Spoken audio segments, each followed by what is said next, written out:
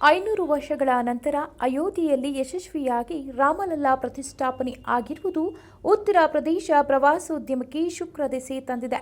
ರಾಮನು ಯುಗ ಪುರುಷ, ಅವನನ್ನು ಮರ್ಯಾದಾ ಪುರುಷೋತ್ತಮ ಎಂದು ಕರೆಯುತ್ತಾರೆ. ರಾಮ ಎಲ್ಲರಿಗೂ ಸೇರಿದವನು ಮತ್ತು ರಾಮನು ಎಲ್ಲರಲ್ಲೂ ಇದ್ದಾನೆ. ಈ ಒಂದು ನಂಬಿಕೆಯಿಂದ ಅಯೋಧ್ಯೆಗೆ ಪ್ರವಾಸಿಗರ ದಂಡು ಹೆಚ್ಚಾಗಿ ಹರಿದು ಬರ್ತಾ ಇದೆ. ಇದರಿಂದ ರಾಜ್ಯಕ್ಕೆ 1ರಿಂದ 1.5 ಲಕ್ಷ ಕೋಟಿ ರೂಪಾಯಿ ಹೆಚ್ಚುವರಿ ಆದಾಯ ಹರಿದು ಬರಲಿದೆ ಎಂದು ಎಸ್ಬಿಐ ರಿಸರ್ಚ್ ವರದಿ ಅಂದಾಜಿಸಿದೆ.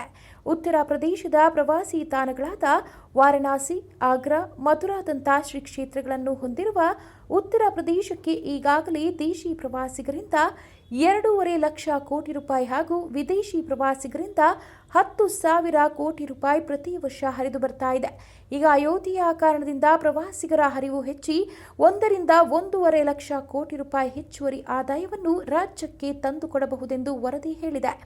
ಪ್ರತಿದಿನ ಸರಾಸರಿ 1 ಲಕ್ಷಕ್ಕೂ ಹೆಚ್ಚು ಭಕ್ತರು ಅಯೋಧ್ಯೆಗೆ ಭೇಟಿ ನೀಡುತ್ತಿರುವ ಹಿನ್ನೆಲೆ ಅಯೋಧ್ಯೆಯ ಶ್ರೀರಾಮ ಮಂದಿರ ಪ್ರಪಂಚದಲ್ಲಿರುವ ಪ್ರವಾಸಿ ತಾಣಗಳಿಗೆ ಸೆಡ್ಡು ಹೊಡೆದು ಮೊದಲ ಸ್ಥಾನಕ್ಕೆ ಲಗ್ಗೆ ಇಡುತ್ತದೆ ಅನ್ನೋದರಲ್ಲಿ ತಪ್ಪಿಲ್ಲ.